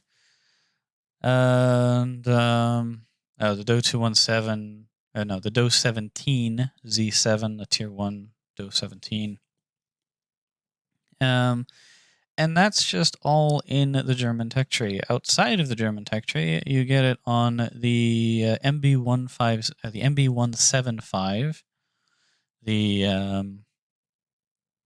one of the torpedo bombers / bombers that the French get. I think it's at Tier 2 now. You also get it on the Narval in the French tree, the Ki-61 Hei in the Japanese tech tree, and the Permörska and the Mörka Maran in the Swedish tech tree, or the Finnish tech tree, depending on how you want to look at it. Both of those are premiums. The Mörka is at Tier 1, the Per is at Tier 3. And I would highly recommend picking up both of them. So, with all of that out of the way, let's go ahead and look at the belts. So, the default belt is legendarily trash. It's, for how powerful and how well known these guns are, the default belt is absolutely abysmal. Just to put it into perspective, it took me 3 years to spade my BF-109 G2, and the only reason why was because of these belts. So yeah, that should give you an idea of how bad these belts are. It's a little bit better now that they've added Real Shitter into the game, or Real Shatter, if you don't know what that is. Basically, it's Gaijin's attempt to rebalance all of the guns in the game that took him about 3 years to do, and is why this series has taken so long for me to do. Yeah, thank you, Gaijin. Please don't mess with the guns anymore. I don't want to do this again. So yeah, enough faffing around. The default build is 2 incendiary tracers, an AP, and an HE.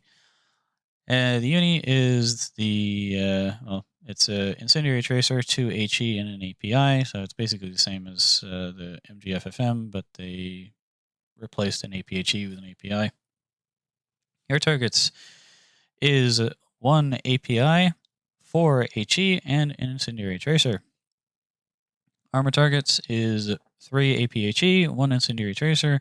Tracers is complete garbage. 3 FIT, 2 IT. Stealth is 3 HE, 1 APHE, and 1 API. As far as what do you want to load? Well, air targets generally, and if you're a good enough shot, you can load stealth. It kind of just depends on you. Both are good. I don't think that there's really too much of a difference between the two of them. Maybe that APHE round adds a little bit, but I don't know. I don't really see much of a difference between the two. So yeah, stealth or air, depending on your personal preference. As far as the ballistics go, well, the HE round is the same as on the FFM, so there you go, 785. APHE is 720. Incendiary tracer is 720 as well. API is 720. Yeah, so everything's 720 aside from the HEI round. So this kind of makes the 151/20 a little bit difficult to aim. It's a little bit less so than the FFM.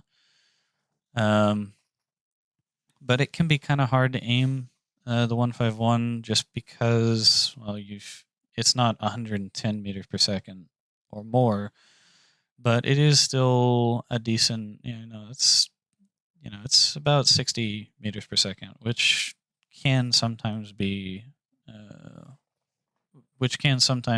a problem, especially when, I mean, 785 is pretty decent, but then 720 is pretty. I mean, it's okay. It could be better. It could be worse. So yeah, people definitely have problems aiming this gun, and I would not be surprised if this is one of the reasons why, on top of the already slow-ish muzzle velocity for most of the shells, aside from the HE round. So do take that into account when you're aiming. It's going to be a little bit shorter than what the tracer is, although once you get to within about 500 meters, it's not really going to matter all that much, I don't think. That's really more for long-range shooting. Once you get to about 300 or like 500, 400 meters, they're going to be about the same point in space, so that's really not going to matter all that much. So yeah, without further ado, let's go ahead and show you what they look like in practice. Okay, so the MG151/20 out in the wild, definitely an improvement over the MG151/15, although of course the 15 is really just a stopgap measure,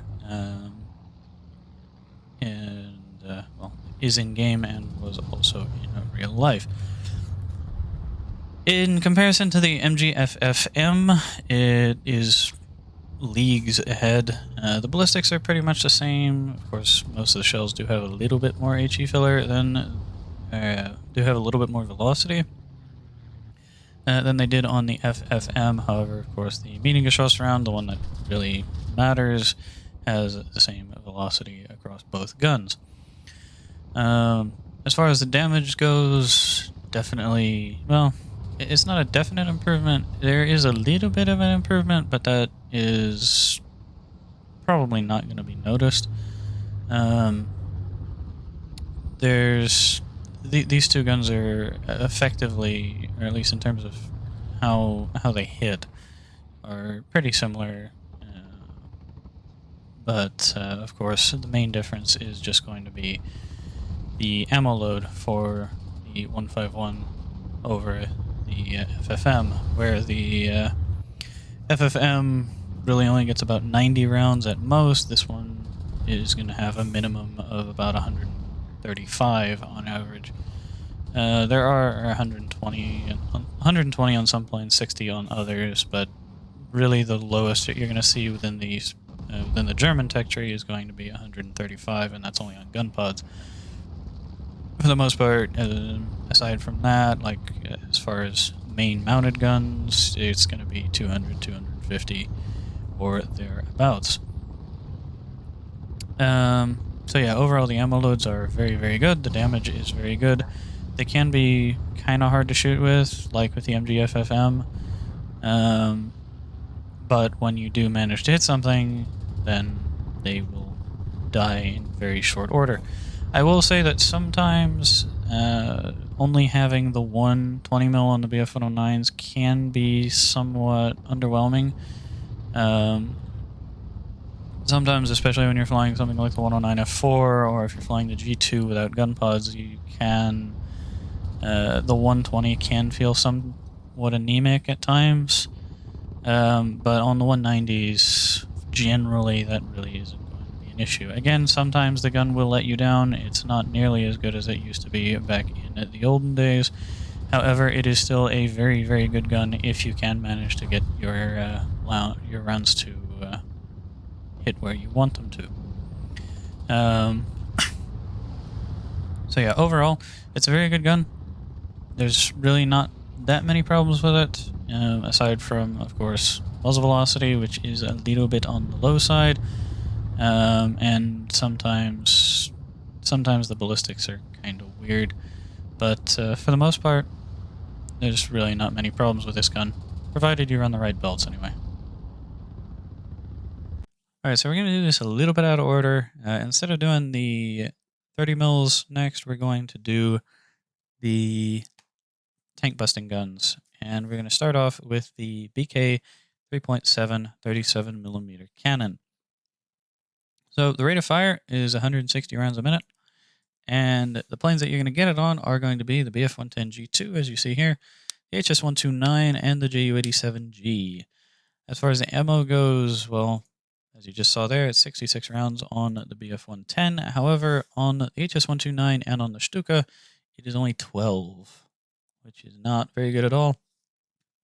And by the way, is the reason why you should never load the 37mm gun on the HS-129B2. The 30mm has 100 rounds. Why are you taking the 37 when the 30mm is just about as good? So, anyway, let's look at the belts for the 37. It's, well, your default belt, half AP, half HE, or half HVAP, half HE. Armor targets is all HVAP, moving at 1150 meters per second, which I am pretty sure is the second highest muzzle velocity for any gun mounted on a piston engine airplane. The highest that I know of anyway, we're going to look at in a minute. Air targets is all HE, moving at 914 meters per second, explosive mass of 90 grams, and TNT equivalent of 108 grams. Which is just a very fancy way of saying if you shoot somebody with this gun, it dies. At least in terms of planes. Of course, with ground targets, this is only a 37mm solid shot round, so you are going to have to pump a few rounds into a target in order to kill it. However, the air targets, you are not going to have to. But before I go rambling on about it, let's go ahead and show you what it looks like in practice. Right, so the BK 37mm gun in the wild. Overall, it's a fairly good gun. Rate of fire could be a little bit better, at least on the BF-110 as well. It can be kind of awkward to aim sometimes. Usually, being in a relatively low position on most of the planes, it can be kind of awkward to aim sometimes. But of course, as you can see, the ballistics or the velocity is just absolutely amazing. The damage can sometimes be a little bit underwhelming. And mostly I think that's just because the shells are over-penetrating and just passing straight through and then exploding on the other side of the target rather than detonating inside the wing. But yeah, for the most part, this gun is very, very, very, very good.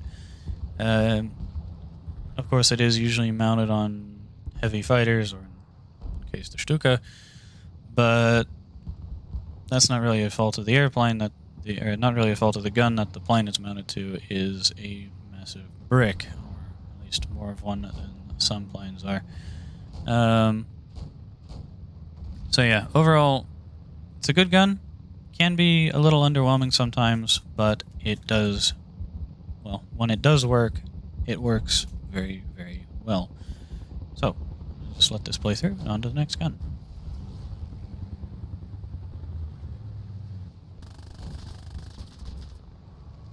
So, now that we got the 37 out of the way, let's go ahead and go on to the guns that we're not going to be doing demonstrations for, starting off with the BK5 50mm gun.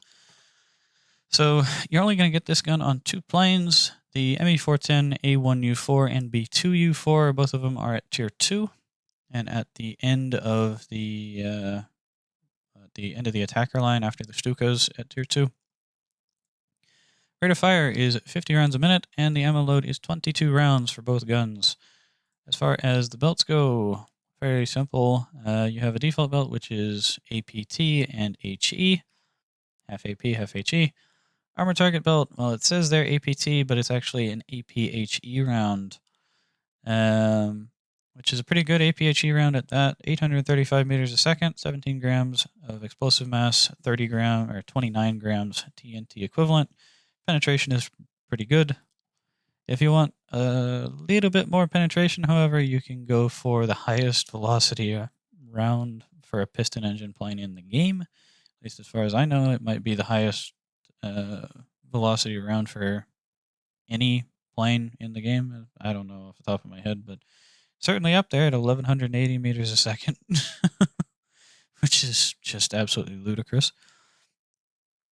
The penetration, of course, since it is a basically a APC round, or a APCR round rather, the penetration does kind of fall off a little bit in comparison to the APHE.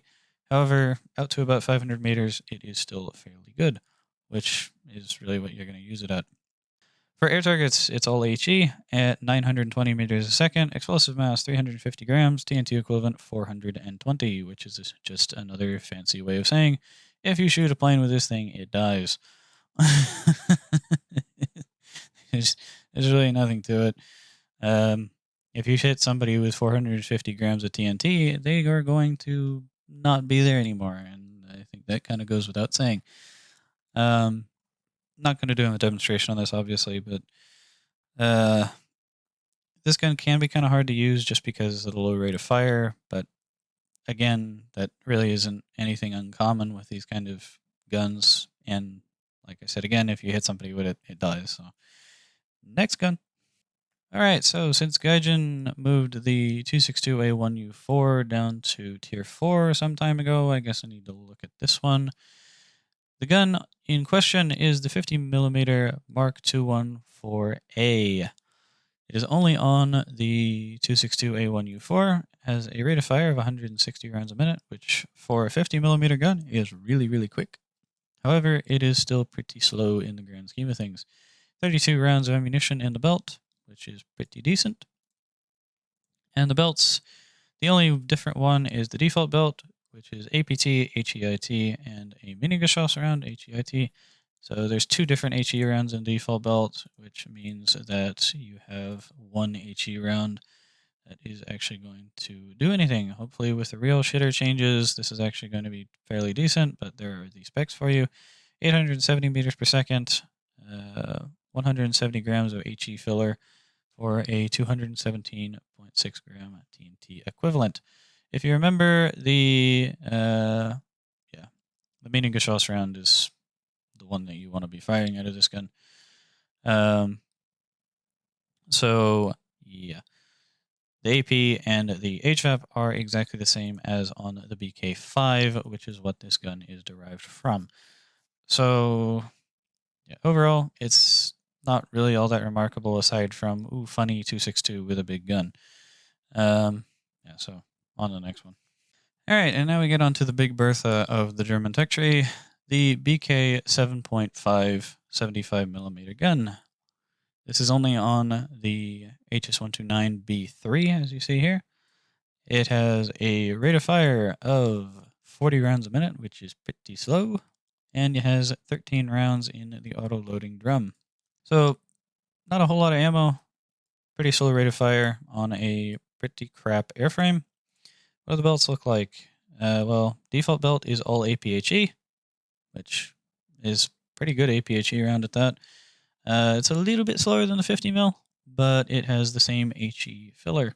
17 grams of HE filler, 30 grams TNT equivalent, and the penetration is pretty good, especially for the low BR. Armor targets, you really don't need to be running this. It's an HVAP round. It's basically APCR. Muzzle velocity of 919 meters per second, which is pretty quick. But again, this is going to penetrate pretty much any tank that you're going to be shooting at. So why would you load that? Ground targets is 700 meters a second. Of course, it's all HE. 700 meters a second with 680 grams of TNT. Kind of like with the 50mm, it's a little bit hard to aim this gun, but again, if you hit something with it, it dies. So, on to the 30mm. All right, and now on to the German 30 mils. So the Germans have three 30 mils available to them. However, one of them is only available on this plane that you see here, and I'm not going to do a demonstration on it because the only difference is going to be the rate of fire. So the gun in question that we're going to start off with here is the MK101 30mm cannon. It is only on the BF-110C6, as you see here. It has 60 rounds in the drum magazine and 260 rounds a minute rate of fire. I'm not going to do the ballistics or the belts for this one because they are the exact same as the next gun that we are going to look at. All right, so MK101 out of the way, let's go ahead and look at the MK103, which is a far more well-known gun within the German tech tree. However, this and the next gun that we're going to be looking at are very, very often confused for one another. And the reason why is just simply because the names are so similar. The Germans have two main 30mm cannons. One of them is a long-barreled cannon. The other is a short-barreled one. This is the long-barreled one. The way that you can think about it is the MK103 is the gun on the DO 335, the Horton, the HO229, the TA152C, and a couple of other ones, the ME410 B6R3. Whereas the snub-nose gun, or the short-barreled gun, is the one that's on the 262 and the BF109, which we're going to look at next. So, kind of hinted at the planes that have this gun here, but before we look at that in a little bit more detail, the rate of fire is 450 rounds per minute, which is on the slow side. However, you can still do fairly well with this gun for reasons that we will get onto in a minute. So as far as what planes get this gun, well, I touched on the HS-129B2 when we looked at the 37 a little bit ago. The HS-129B2 gets this gun available as a gun pod with 100 rounds, and you should load that instead of the 37, like I said in that segment. As well as the DO 335s, all three of them, the ME410 B6R3, the TA152C, the HE219, and you get it as gun pods on the 190 F8. And just to show that here, since I have it in my lineup, here you go. Gun pods on the F8. I would highly advise against running that because the recoil from these guns makes them almost impossible to aim. On top of that, you do not have a whole lot of ammunition, which, speaking of the ammo loads for this gun, it is a complete mess. It is a disaster. There is no standard ammunition load for these guns. It is entirely dependent on what plane you are flying. The nose-mounted gun on the DO 335 has 70 rounds. All three of them do. The wing-mounted guns on the B2 have a little bit more. I think it's about 100 rounds per gun. The 190 F8 has 35 rounds. The HE219 has 100 rounds. The TA152 has 90, I think, off the top of my head, or is it 85? It's 90. Okay, the B6R2 has 120 rounds per gun. So yeah, the ammo loads for these guns for this gun is all over the place. It's a complete mess. As far as the belts are concerned, they are, well, aside from the default belt, they are fairly decent. The default belt is complete crap. HEIT, Incendiary Tracer, API. Get the belt upgrade as soon as you possibly can. HVAP is moving at, armor targets is all HVAP, moving at 960 meters a second, which is really good. This is a very popular gun for ground pounding, and for good reason. Stealth is all API, and you shouldn't use it. Air targets is 3 HE and 1 Incendiary Tracer. The Incendiary Tracer is kind of a pain, but oh well, at least you have the 3 HE to back it up. As far as the ballistics go, They're pretty good. The incendiary tracer is 800 meters a second with 5 grams of TNT, or 5 grams of explosive filler, 8.4 grams TNT, which, as far as a 20 millimeter gun would be concerned, is not bad. For 30 mil, that is pretty shite. However, of course, that is not the shell that we really care about. That is this one, the 30 millimeter Meningeschoss round, which is moving at 860 meters per second with an explosive mass of 72 grams and a TNT equivalent of 86.4, which is just ludicrous. The muzzle velocity is off the charts. The explosive filler, as you can see right there, is absolutely stupid. And it makes this gun absolutely amazing. Of course, you do have a fairly low rate of fire with this gun, which some people are going to have a problem with. Again, kind of like I said with the A&M2 in the previous video, I kind of am fine with it because it means that, again, I can fire off a short stream of bullets without having to worry about dumping half of my mag into one plane. Combine that with the high muzzle velocity, and it means that you have a very, very controllable gun. At long range, it's not the most accurate in the world. However, if you get to about 500 meters or even about 600 or 700 meters, you can definitely do well with this gun, especially in a nose-mounted configuration like you have on the 335, the B6R3, and the 152. So, with all out of the way, let's go ahead and show you what it looks like in practice. Alright, so now, since I know you guys want to watch big explosions just as much as anybody else, yeah, the MK103 30mm cannon out in the wild. It's a fairly good gun. The round hits like an absolute freight train, as you can see right there. These P-51s really do not stand a chance against this round. Just one hit is pretty much sufficient to kill pretty much any fighter in the game. Occasionally it might let you down a little bit. Like it might just set a fire, because of course, remember, you do have that one random incendiary round stuck in there, and sometimes you'll just hit with that and all you'll do is set them on fire. But if you hit them with a follow-up shot, that's probably going to happen right there. They're just going to explode. If you hit an IL-2 with it, it's dead. Basically, that's it, end of story. And pretty much any bomber in the game, if you hit them with like 2 rounds, if they're not dead immediately, then they're going to be feeling that pain pretty hard. And let's face it, with most of the planes that have this gun, you're going to have a couple of 20 mils to back it up, or you're going to have just 2 of these guns or more in the case of the 335. So, or at least the 335B.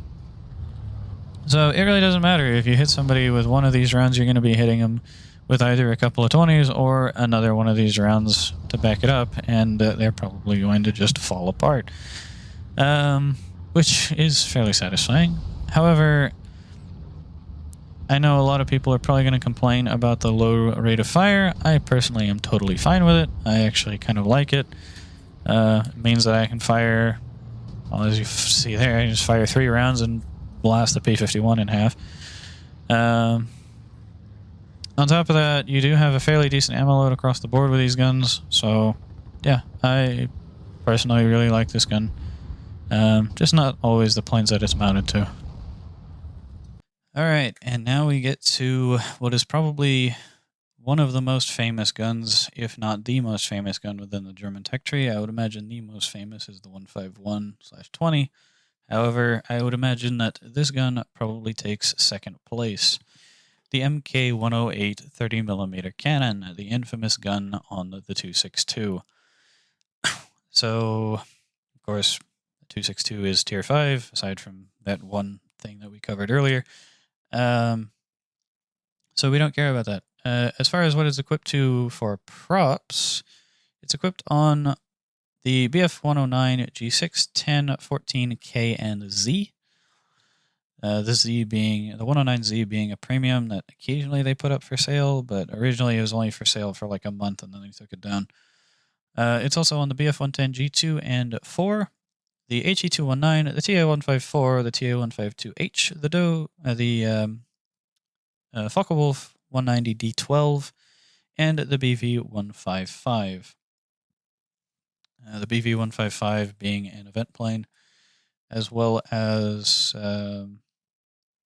actually no, there aren't any other event planes in there. I forgot about. So yeah, there's a lot of planes that get this gun, relatively speaking, especially in comparison to the MK103. However, the ammo loads are still just as much of a mess. So quickly look at the rate of fire, by the way. It's 600 rounds a minute across the board. As far as the ammo loads go, like I said, is a complete and utter disaster. There are 2 on the BF-110 here. You have 120 in, what would that be, the left gun, and 135 in the right one. A couple of other mentions. The HE-219 and the the HE-219 has 100 rounds per gun. The TI-154 and actually I forgot one, the JU-388, which is a Tier 4 event plane as well from, I don't think it was the first I don't think it was the first of the crafting events, but it was one of them. I think it was the second crafting event, the Battlefield Engineer event or whatever it was. You got the JU-388 and the I-180S. I always forget about the 388. But yeah, so the TI-154 and the 388 both have 110 rounds per gun. The TI-154, or the TI-152, I should say, has 90. The 190 D12 has 85, and the BF-109s all have 65 rounds in the nose. The 109Z has 65 rounds across the board. However, on the 109G and K, you have 65 rounds in the nose and 35 rounds in the gun pods, if you choose to take them. So the nose gun is going to have a lot more ammo than the gun pods will. So with all that out of the way, let's go ahead and look at the belts. So default belt is half HE, half incendiary, which is mid. However, you can still do fairly well with this because the meaningless round that this thing fires is absolutely stupid. You have a uni belt, which is 3 meaningless and 1 fragmentation incendiary tracer high explosive, which we'll look at in a minute. The night rounds are all meaningless, self-destroying, and the stealth is all meaningless. Now, for the ballistics and the specs, well, yeah, there's the night ammunition. 500 meters a second, 75 grams of HE filler, 90 grams TNT equivalent. I don't know if this got fixed with the real shitter changes, but these belts never really did all that well for me for some reason. So, yeah, the meaningless round in the stealth belt, which is different from the one that you get normally. The stealth one has 85 grams of explosive filler, 102 grams TNT equivalent, still moving at 500 meters a second. I think all of these are 500 meters a second. Yeah, because they changed that. The self-destroying round, the HEFI that you get in the tracer or in the uni belt, is 40 grams of TNT, 40 grams of HE filler, 48 TNT equivalent. And then the meaningless round that you get in the uni belt is the same as you get in the night one. Like I said, I don't know if they changed it with the real shatter changes, but for some reason, even though these are identical in terms of their paper stats, for some reason the night ammunition just, it never really felt right for some reason. So if you want to have a go with the night belts and test it out for yourself, be my guest. Otherwise, I would load uni, or you can run stealth if you are confident with your shooting, but that is pretty confident because, well, like we just saw there, the muzzle velocity is really, really low. And that's kind of the difference between this and the MK103. With the MK108, you have a low velocity but a high rate of fire. The MK103, you have a high velocity but a low rate of fire. That's the trade-off. So, enough of my yapping. Let's go ahead and show you what they actually do in practice. Alright, so now for the German grenade launcher or the German spud launcher, depending on how you want to call it. Overall, it is a... Well, it kind of depends on how good of a shot you are. If you're not a very good shot, it is going to be pretty terrible, given the absolutely trash muzzle velocity and the high rate of fire, coupled with a meh ammo load for most planes. However, if you get used to this gun, it definitely does pay off. The tricks with this gun are just getting in right in somebody's face, pulling the trigger for just a couple of rounds, and then watching whatever it was that you just shot at disintegrate. At least against fighters. Against bombers, having one gun definitely does work. However, it can sometimes be a little bit inconsistent. And for that, of course, you can run 3 of these things. Running 3 guns against fighters, however, I do not recommend. It's just a whole lot of dead weight for not really any extra payoff.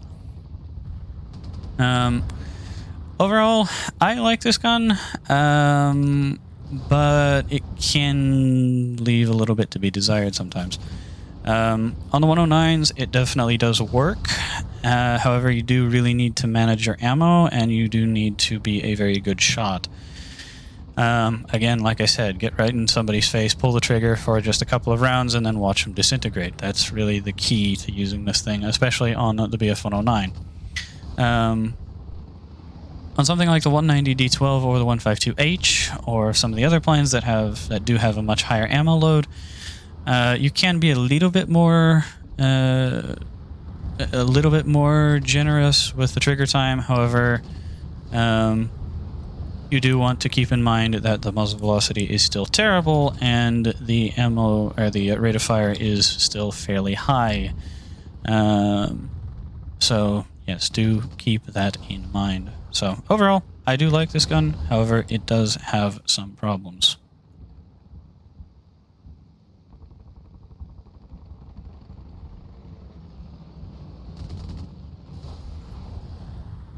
Alright, so thank you for sticking along all the way through this video. I know it was long, but, well, there's a lot of guns here, and I tend to yap a good bit, so, hey, there you go.